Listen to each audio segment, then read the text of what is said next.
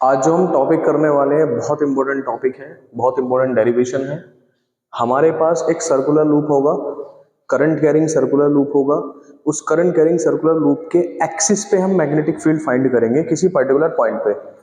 उसको फाइंड करने के लिए मैंने एक apparatus बनाया है इस तरीके से।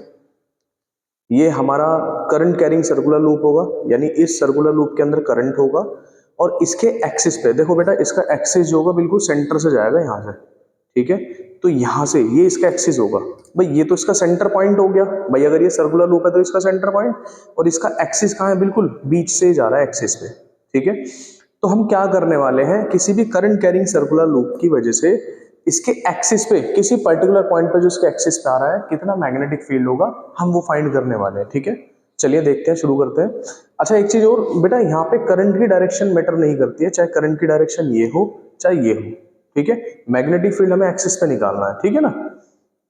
देखो, तो हमने क्या करा, हमने कंसिडर किया कि मेरे पास एक करंट कैरिंग लूप है और इस करंट कैरिंग लूप के अंदर करंट की डायरेक्शन जो है बेटा इस तरीके से है। देखो, करंट की डायरेक्शन ये है और ये पर्टिकुलर पॉइंट है जिस पे मुझे मैग्नेटिक फील्ड फाइंड करना है, इस पॉइंट पी पे, ठीक है। तो आप ये देखना, ये देखो आप, करंट जो है वो मैं इस तरीके से ले रहा हूं कि करंट ऐसे आए, ये करके बाहर, यहां से पॉइंट बाहर आ रहा है, ये करंट ऐसे आ रहा है, ये इस तरीके से। आप समझ आ रही है मेरी बात, मैं क्या बोल रहा हूं, इस तरीके से आ रहा है ये, ठीक है। तो यानी ये, इसका क्या मतलब हुआ, क्लॉकवाइज डायरेक्शन, ठीक है। तो हम क्लॉकवाइज डायरेक्शन ले रहे हैं, ये क्लॉकवाइज डायरेक्शन है हमारे पास। तो क्लॉकवाइज डायरेक्शन है तो ये पर्टिकुलर पॉइंट पी, इस सर्कुलर लूप की जो रेडियस है उस रेडियस को मैंने बोला आर। आर नहीं बोल रहा मैं इसको स्मॉल स्मॉल ए बोल रहा हूँ, ठीक है। ये स्मॉल ए है और यहां से लेके यहां तक का पर्टिकुलर पॉइंट है स्मॉल आर। कितना, स्मॉल आर। तो ये पर्टिकुलर पॉइंट यहां से लेके यहां तक कितना हुआ, root A square plus R square. Pythagoras theorem यहाँ पे यूज हो गई, root A square plus R square. अच्छा, इसी पे मैंने एक एलिमेंट्री लेंथ कट कर लिया यहाँ पे डीएल।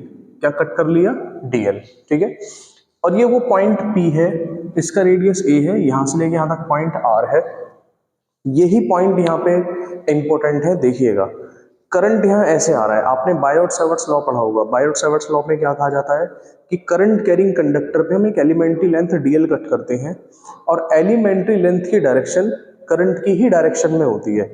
तो मैंने इस पे जब डीएल लेंथ कट करा तो डीएल मैंने कट किया और करंट ऐसे जा रहा है, तो डीएल की डायरेक्शन भी यही हो गई और एक्सिस ये रहा। तो आप देखिए बायोट सावर्ट्स लॉ में डायरेक्शन कैसे निकालते हैं मैग्नेटिक फील्ड की। देखो, जैसे मैं कह रहा हूँ ये करंट कैरिंग कंडक्टर है, मैंने एलिमेंट्री लेंथ डीएल कट करा और ये पर्टिकुलर पॉइंट पी पे अगर मैं आपसे मैग्नेटिक फील्ड का डिस्कशन करूँ कि मैग्नेटिक फील्ड की डायरेक्शन क्या होगी, तो हम क्या करते हैं, अपने थंब को डीएल की डायरेक्शन में रखते हैं। और डीएल की डायरेक्शन कौन सी होती है, करंट की डायरेक्शन। और पॉइंट पी की तरफ हम अपनी फिंगर्स को इस तरीके से घुमा देते हैं, अपनी फिंगर ऐसे रख देते हैं। तो हमारी जो हथेली होती है वो हथेली मैग्नेटिक फील्ड की डायरेक्शन देती है। तो मैंने डीएल की डायरेक्शन में थंब रखा, पॉइंट पी की डायरेक्शन में उंगली रखी, तो जो हमारी हथेली है वो किसकी डायरेक्शन दे रहा है, मैग्नेटिक फील्ड की, ठीक है। बेटा अगर ये पॉइंट इधर की जगह इधर होता तो मैग्नेटिक फील्ड की डायरेक्शन क्या होती, देखिए, करंट की डायरेक्शन में थंब, पॉइंट की डायरेक्शन में फिंगर्स। तो हमारी जो हथेली है वो किसकी डायरेक्शन दे रही है, वो दे रही है मैग्नेटिक फील्ड। पाम हमारी डायरेक्शन देती है मैग्नेटिक फील्ड। क्लियर हो रही है बात। इसी तरीके से इस पॉइंट पे देखो, मैंने आपसे कहा कि करंट की डायरेक्शन ये आ रही है, ये, और पॉइंट है ये। तो करंट की डायरेक्शन में थंब, फिंगर्स की डायरेक्शन, ये एक्सिस की डायरेक्शन में हमारी फिंगर्स। तो मैग्नेटिक फील्ड कुछ इस तरीके से आ रहा है। तो देखो, इस पर्टिकुलर पॉइंट पे जो मैग्नेटिक फील्ड आया वो आया ये। क्या मेरी बात समझ में आ रही है, ठीक है। तो मैग्नेटिक फील्ड अगर इस डायरेक्शन में है, मैंने कहा कि ये एंगल थीटा। अच्छा एक बात और, अगर मैं एक एलिमेंट्री लेंथ कट कर रहा हूं, देखो, पूरे कंडक्टर की वजह से, करंट कैरिंग कंडक्टर की वजह से मैग्नेटिक फील्ड कितना होगा, कैपिटल बी। बट अगर मैं एक छोटी सी एलिमेंट्री लेंथ कट करता हूं तो उसकी वजह से मैग्नेटिक फील्ड कितना होगा, डीबी, यानी स्मॉल मैग्नेटिक फील्ड। इसलिए मैंने कहा कि इस करंट कैरिंग कंडक्टर की एलिमेंट्री लेंथ की वजह से इस पर्टिकुलर पॉइंट पी पे जो मैग्नेटिक फील्ड बना वो भी कैसा बना, एलिमेंट्री, यानी छोटा सा मैग्नेटिक फील्ड बना डीबी। यहां एंगल कितना, थीटा। एक लाइन मैंने ड्रॉ करी, अगर ये एंगल थीटा है, ये पूरा एंगल 90 है, तो ये कितना बचा, 90 माइनस थीटा। और बेटा एक बात और, बायोट सेवर्ट्स लॉ में जो मैग्नेटिक फील्ड होता है वो dl क्रॉस r होता है। क्या होता है? dl cross r। ये क्रॉस प्रोडक्ट है। क्या है बेटा? ये क्रॉस प्रोडक्ट। क्रॉस प्रोडक्ट का मतलब होता है कि जो एलिमेंट्री लेंथ होती है और जो ये r होता है, इनका जो रिजल्टेंट आएगा वो हमेशा इन दोनों के परपेंडिकुलर होगा। क्या होगा? परपेंडिकुलर। क्या मतलब हुआ? देख, dl की डायरेक्शन ये, r ये इस तरीके से, भाई dl के डायरेक्शन में थम, पॉइंट ये रहा, तो जो मैग्नेटिक फील्ड आएगा वो इन दोनों के परपेंडिकुलर होगा, यानी हमारी पाम के परपेंडिकुलर। ये परपेंडिकुलर है मैग्नेटिक फील्ड, यहाँ पे इस r के परपेंडिकुलर होगा, ठीक है ना। तो ये एंगल थीटा, ये 90 माइनस थीटा, और ये पूरा इसके ऊपर 90, और ये 90 माइनस थीटा, तो ये कितना बचा बेटा? थीटा। कितना बचा? थीटा।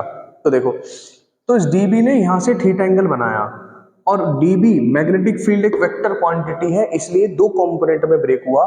जहां से एंगल बनता है, यहां से एंगल बनना स्टार्ट हुआ यहां से, तो जहां से एंगल बनता है वो होता है dB कोस थीटा, और दूसरा वाला पोर्शन क्या होता है? dB sine theta. कितना? dB sine theta.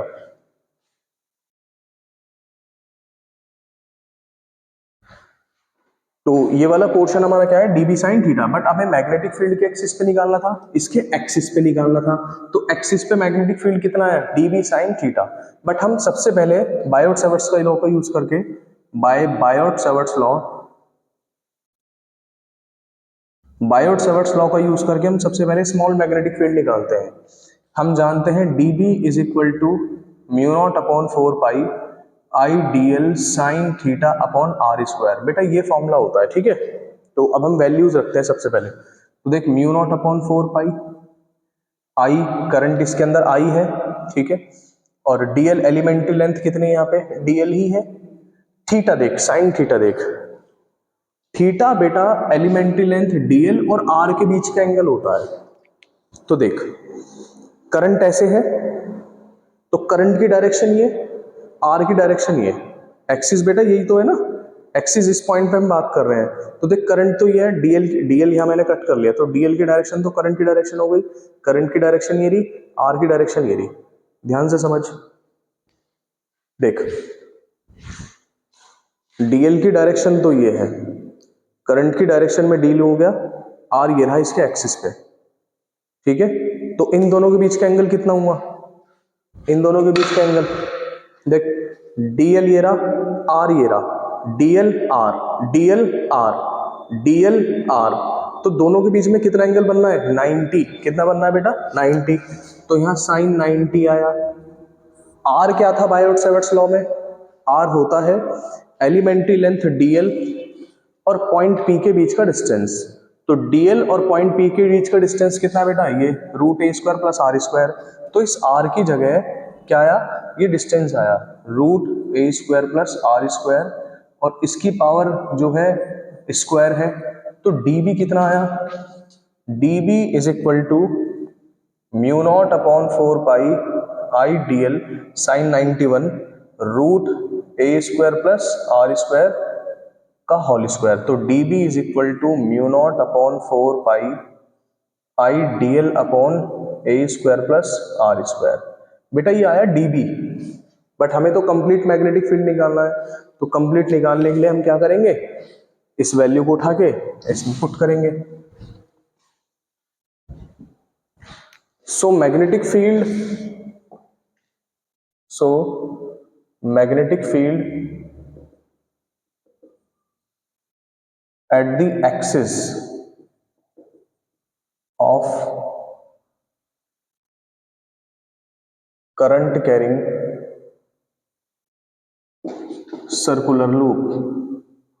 तो मैग्नेटिक फील्ड कितना है करंट कैरिंग सर्कुलर लूप के एक्सिस पे? वो तो dB साइन थीटा है। कितना है बेटा वो? dB sine theta.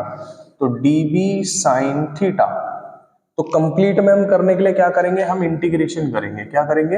इंटीग्रेशन, ठीक है। तो ये dB की वैल्यू तो हमारे पास है, dB की वैल्यू आप वहां पुट करो, तो B is equal to, dB आप उठा के वहां रखेंगे, mu not upon 4 pi I D L upon A square plus R square,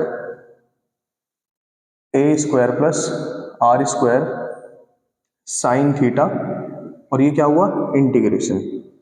बेटा डी जिसके साथ होता है इंटीग्रेशन केवल उसी टर्म का होता है, ठीक है।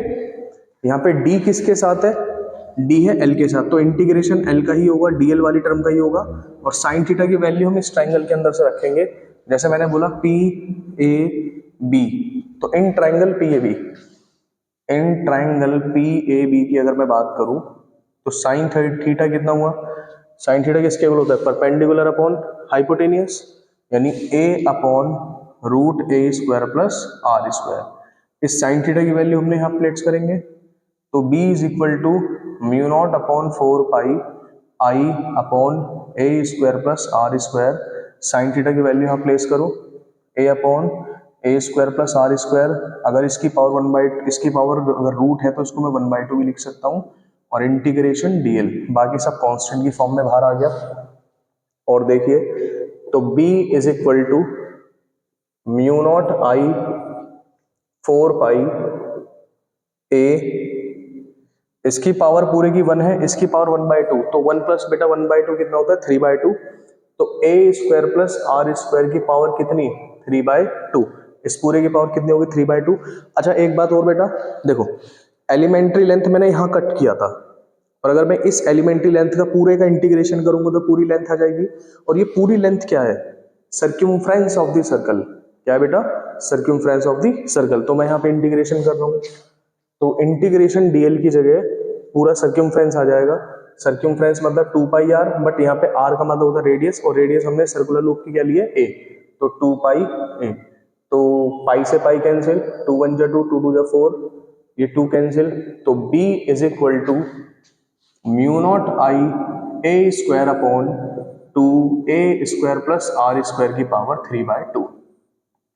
This is the value of magnetic field on the axis of circular loop, यानी अगर आपके पास एक करंट कैरिंग सर्कुलर लूप है तो उसके एक्सिस पे कितना मैग्नेटिक फील्ड होगा, mu not I A square upon 2 A square plus R square की पावर कितना 3/2।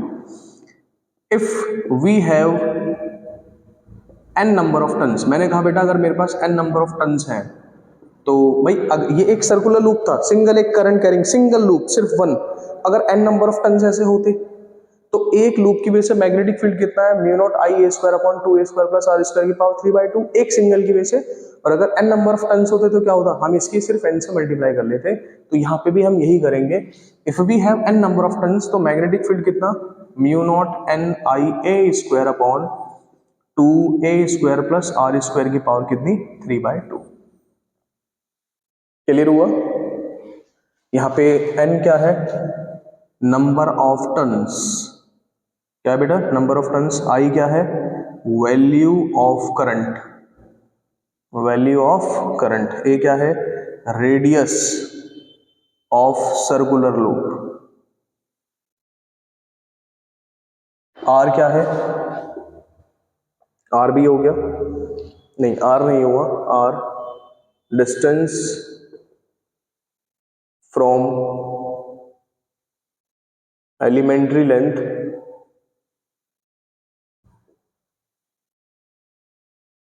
एलिमेंट्री लेंथ से लेके